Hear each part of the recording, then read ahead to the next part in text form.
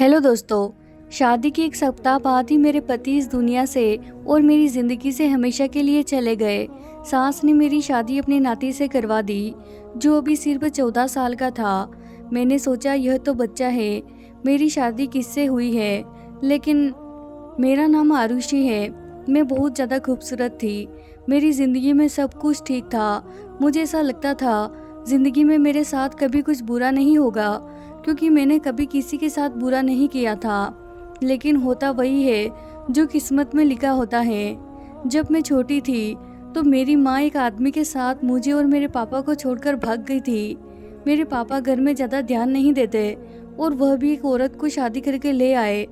जब मैं 18 साल की हो गई तो घर के सारे काम करती, पापा को ट्यूशन भी पढ़ाती। इसीलिए मुझे सब कहते, तुम्हारे पापा कभी भी तुम्हारी शादी नहीं करेंगे। एक तो उनको नौकरानी मिली हुई है, ऊपर से 15,000 तुम कमा लेती हो। पापा जो कह देते वही होता। शायद यही वजह थी कि बात बदल दी गई। मैं 10 से 15,000 तक आराम से कमा लेती, जो कि सौतेली माँ मुझसे ले लिया करती। लेकिन फिर एक दिन मुझे मेरी सौतेली माँ ने बताया कि तुम्हारे लिए रिश्ता देख लिया है।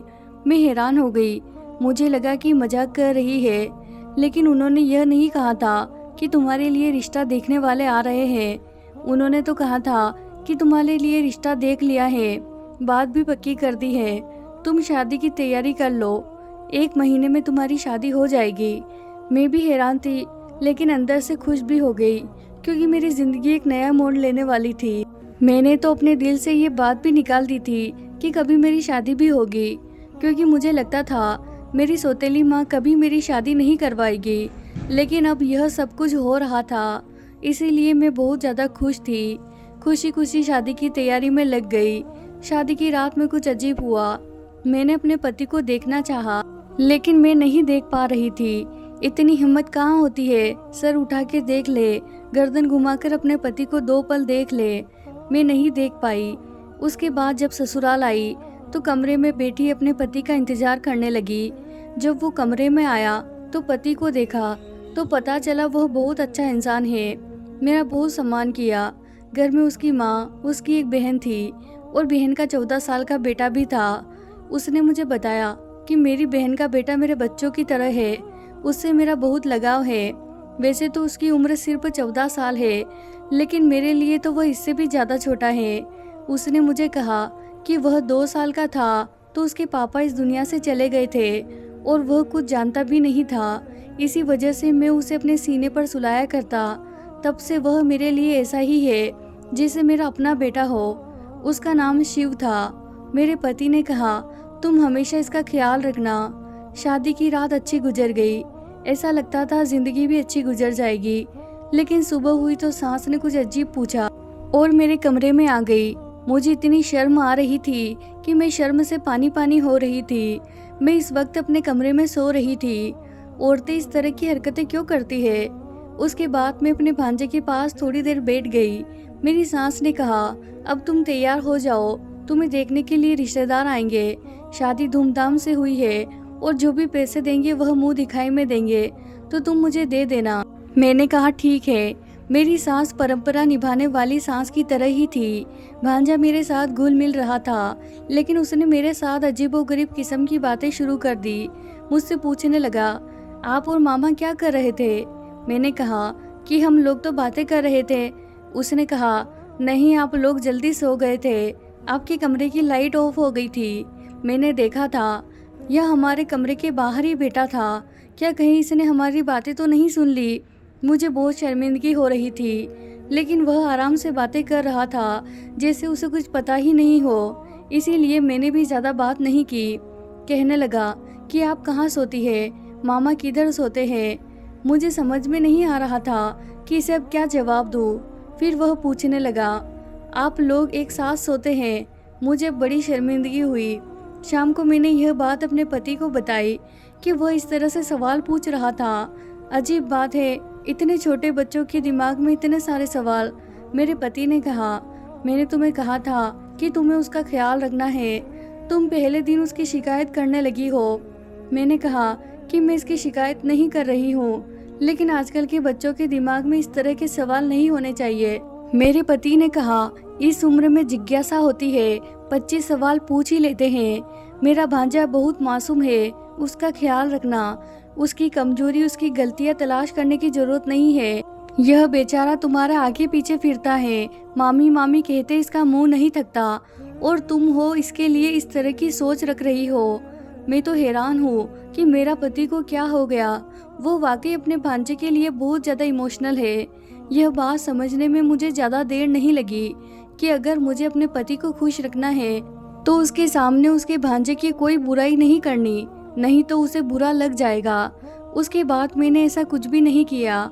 अभी हमारी शादी को 1 हफ्ता ही हुआ था। मेरे पति फिल्मी किस्म के इंसान थे, उसे मुझ में ज़्यादा दिलचस्पी थी। वो मुझे छोड़ते ही नहीं थे। एक दिन तो सुबह से मेरी सास मुझे आवाज़ दे रही थी, लेकिन मेरा पति मुझे अपने पास से उठने ही नहीं दे रहा था। वह कह रहा था, मुझसे अच्छी बातें करो, मेरी आंखों में देखो। तुमने क्या कभी कोई फिल्म नहीं देखी जैसे फिल्मों में हीरो हीरोइन एक दूसरे के साथ बैठकर बातें करते हैं और मेरे पास बैठी रहो। मैंने कहा कि आपकी मम्मी मुझे बुला रही है, कोई काम होगा, क्योंकि सुबह के 11 बज रहे थे। यह कोई शाम के 4 या 5 बजने का वक्त नहीं था। लेकिन मेरा पति मुझसे इस तरीके की बातें करता रहा और फिर वही हुआ। मुझे मेरी सास से डांट पड़ती रही। मुझे इन लोगों को समझ में नहीं आता था। यह लोग थोड़े से अजीब थे। मेरी सास ने आखिर कह ही दिया कि तुमने तो आते ही मेरे बेटे को अपनी उंगलियों पर नचाना शुरू कर दिया है, तुम्हारे अलावा इसे कोई दिखाई ही नहीं देता। मैंने कहा, ऐसा कुछ भी नहीं है, अब वह खुद ही मेरा दीवाना है तो मैं क्या कर सकती हूँ। लेकिन मेरे पति ने मुझे कहा था, मेरी माँ का हमेशा ख्याल रखना, उसको खुश रखना, इसीलिए मैं सारे घर के काम अच्छे तरीके से करती हूँ। कभी किसी को कुछ नहीं बोलती, कोई जवाब ना देती, अगर जवाब देती तो बहुत तरीके से, जिस पर वह गुस्सा ना होती। पर मेरी शादी को अभी 1 साल भी ना पूरा हुआ था जब मुझे एक बुरी खबर मिली थी। वह ये थी कि मेरा पति इस दुनिया से चला गया है। उसके बाद हम लोग बहुत ज़्यादा परेशान हो गए और सोचने लगे यह खबर झूठी हो। लेकिन लाश को जब घर लाया गया तो मेरे होश उड़ गए और मेरी सास, मेरा भांजा, मेरी नंद, हम बुरी तरीके चिल्ला रहे थे, रो रहे थे, भगवान से प्रार्थना कर रहे थे कि यह खबर झूठी हो। पर मेरा पति इस दुनिया से जा चुका था। यह दुख मेरे लिए बहुत बड़ा था। मेरे माँ बाप ने कहा, यह दुख तुमने अपने ससुराल में ही पूरा करो, उसके बाद हम तुम्हें आकर ले जाएंगे। मैं रोती रही, तड़पती रही। मेरी सास मुझसे कहती रही कि तू जब से आई है तूने मेरे बेटे को खा लिया है, तेरे कदम मनहूस हैं। मेरा घर का वारिस चला गया, मेरा बेटा चला गया, सब कुछ बर्बाद हो गया, सब कुछ खत्म हो गया। तूने किया है यह सब। 4 महीने ही गुजरे थे, लेकिन उसके बाद यह सब खत्म हो गया तो मैं यह सोचकर थोड़ी बेफिक्र थी कि अपनों के पास चली जाऊंगी। वैसे भी अब मेरी जिंदगी में खुश रहने के लिए क्या रह गया था। पापा ही थे मेरे अपने, बाकी तो मेरी माँ सौतेली थी। जब मेरी सौतेली माँ और मेरे पापा मुझे वापस लेने के लिए आए तो मेरी सास ने एक ऐसी बात की, सब लोग हैरान रह गए। मेरी सास का कहना था कि मैं इसे वापस नहीं भेज सकती, यह मेरे बेटे की विधवा है। मेरे पापा ने कहा, लेकिन आपका बेटा इस दुनिया में नहीं रहा, इसका यहाँ पर क्या काम। लेकिन मेरी सास का कहना था, इसकी वजह से तो मेरा बेटा गया है, अब यह भी यहाँ से चली जाएगी तो मेरे घर में कमाने वाला कोई भी नहीं है। मेरी एक बेटी है जो विधवा है, उसका एक बेटा है जो भी स्कूल में पढ़ता है, तो फिर क्या हम भूखे मर जाएंगे। यह मेरे बेटे की जगह कमाई करेगी और हमारा घर चलाएगी। मेरे पापा मम्मी ने कहा, यह तो बहुत ही बुरी बात है, ऐसा नहीं होना चाहिए। लेकिन मेरी सास ने ठान ली। फिर मेरे पापा मेरी सास के बीच काफ़ी बहस हुई, कभी बात इस तरफ जाती तो कभी बात उस तरफ। जब मुझसे पूछा गया तो जाहिर है मैं वापस जाना चाहती थी। मेरी सास ने कहा, यहाँ से कहीं नहीं जाएगी। मेरी सास अपनी कुछ रिश्तेदारों को घर पर बुला लिया जो बुरी तरह से लड़ाई करने के लिए तैयार बैठे थे, अजीबोगरीब बातें कर रहे थे। फिर नतीजा यही निकला कि मेरी शादी दोबारा कर दी जाए तो फिर मैं इस घर में रह सकती हूँ। लेकिन इस घर में एक ही मर्द था, उसके साथ मेरी शादी करने की बातें होने लगी। सब ने कहा, छोटा है तो क्या हुआ, यह लड़की कौन सी 40 साल की है, इस तरह यह इस घर में रह जाएगी, इस घर में फिर से बहू बन जाएगी। मैं यह सब कुछ नहीं चाहती थी, लेकिन मेरे सामने मेरे पापा को मना लिया। फिर मेरी सौतेली माँ ने भी कहा, अच्छी बात है, अगर हम इसको अपने घर ले जाएंगे तो हमारा क्या फ़ायदा, दोबारा इसकी शादी तो नहीं होगी, कहाँ से दोबारा रिश्ता लेंगे, एक विधवा के लिए रिश्ता कैसे मिलेगा, आजकल तो कुंवारी लड़कियों को रिश्ता नहीं मिलता, इसीलिए इसको यही रहने दो, समाज वाले भी बातें करेंगे, बेटी अगर फिर से सुहागन बन रही है, ऑफर को ठुकराकर हम इसे अपने साथ ले जाएंगे तो हमारे घर में भी तो यह विधवा ही कहलाएगी। मेरी सौतेली माँ ने अजीबोगरीब बातें करके मेरे पापा को भी मना लिया था। वह मुझे वहीं पर छोड़कर चले गए। कुछ दिन बाद मेरी शादी मेरे भांजे से करवा दी गई, जिसको मेरा पति अपना बेटा कहता था और जिसको मैं बच्चा समझती थी। इतना तो मैं अपने पति की मौत पर भी नहीं रोई जितना इस बात पर रोई, लेकिन किसी ने मेरी एक बात नहीं सुनी। मेरी शादी करवा दी गई। मेरी शादी के वक्त मेरी सास ने मेरा सर जबरदस्ती पकड़कर मुझे हाँ करवाया था। उसके बाद मैंने जिद कर ली कि मुझे अपने भांजे के साथ कमरे में नहीं जाना, लेकिन मेरी सास और नंद पीछे पड़ गई।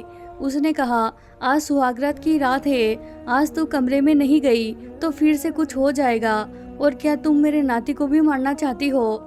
लेकिन मैं नहीं गई। अगले दिन मेरी सास ने मुझसे कहा, मुझे नौकरी करनी होगी।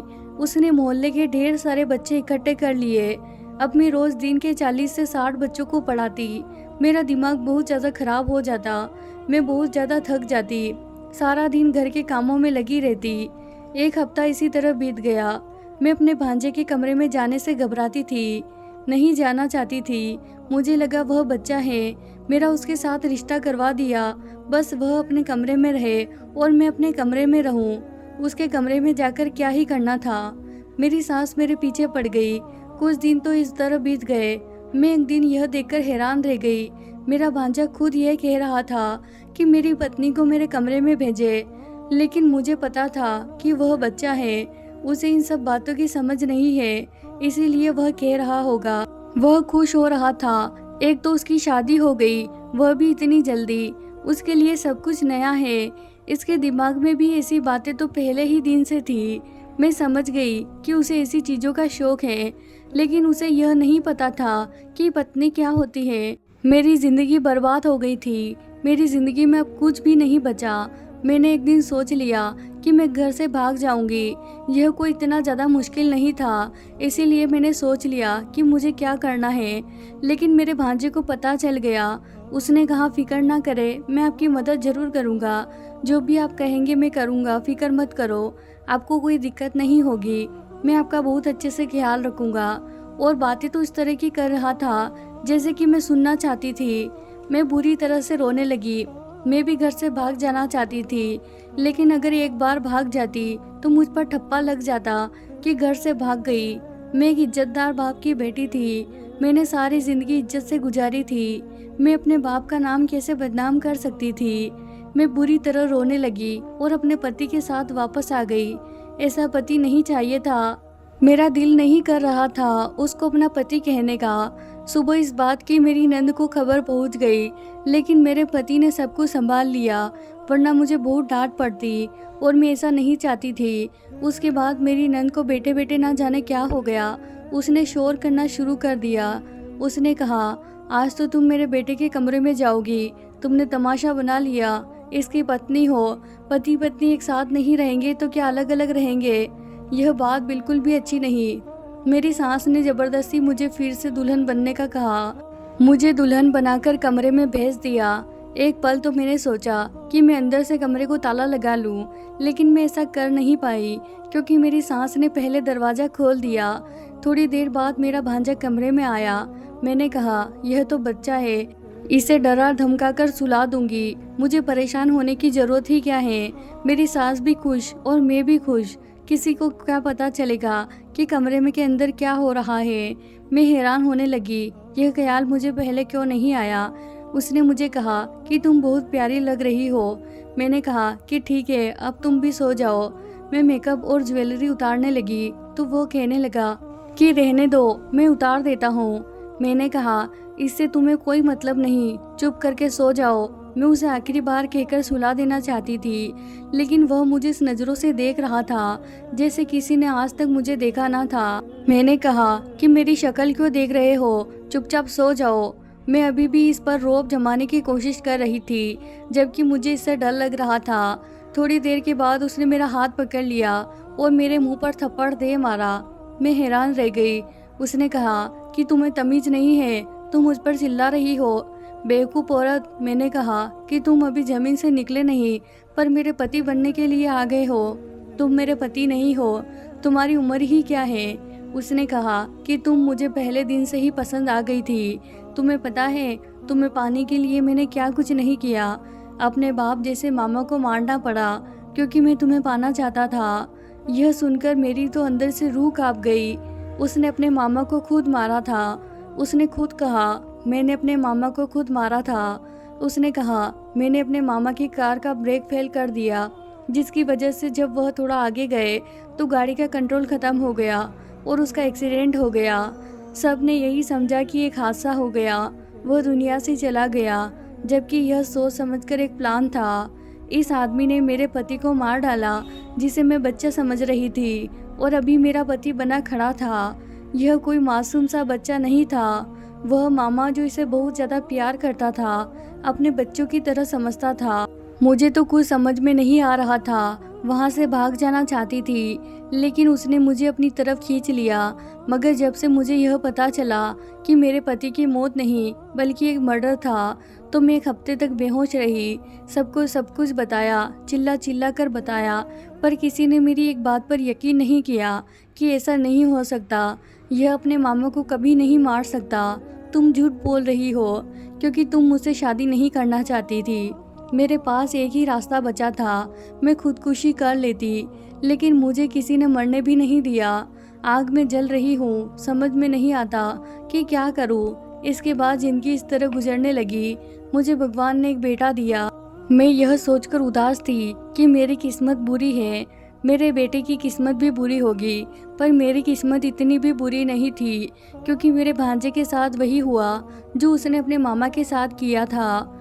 मैंने उसको पुलिस के हवाले कर दिया। मैं इतने दिनों से उसके खिलाफ सबूत इकट्ठा कर रही थी और मुझे सबूत मिल गए, तो मैंने पुलिस के हवाले कर दिया। अब उसे उम्र कैद हो चुकी है। यह सदमा मेरी सांस बर्दाश्त ना कर पाई और वह मर गई। उसके बाद मैंने अपनी नंद की दूसरी शादी करवा दी और वह बहुत खुश है। उसको एक अच्छा जीवन साथी मिला है और अब वह सारा घर मेरा हो गया। अब मैं अपने बेटे के साथ रहती हूँ, बच्चों को ट्यूशन पढ़ाती हूँ। मेरी ज़िंदगी इसी तरह गुजर रही है। मैंने कभी भी नहीं सोचा था कि मेरे साथ यह सब कुछ हो जाएगा, पर फिर भी यह सब कुछ हो गया। अपने पहले पति को आज भी बहुत याद करती हूँ। मुझे उनकी बहुत याद आती है। अगर वह होते तो यह सब कुछ मेरी ज़िंदगी में नहीं होता। इसीलिए इस दुनिया में किसी पर विश्वास करना या भरोसा करना कोई जायज़ बात नहीं है। अक्सर विश्वास टूट ही जाता है। तो प्यारे दोस्तों, आपकी इस कहानी के बारे में क्या राय है वो हमें कमेंट करके ज़रूर बताएं। आपको कहानी पसंद आई हो तो इसे ज़रूर लाइक कीजिए। अगर आपने अभी तक हमारे चैनल को सब्सक्राइब नहीं किया है तो कर ले। धन्यवाद दोस्तों।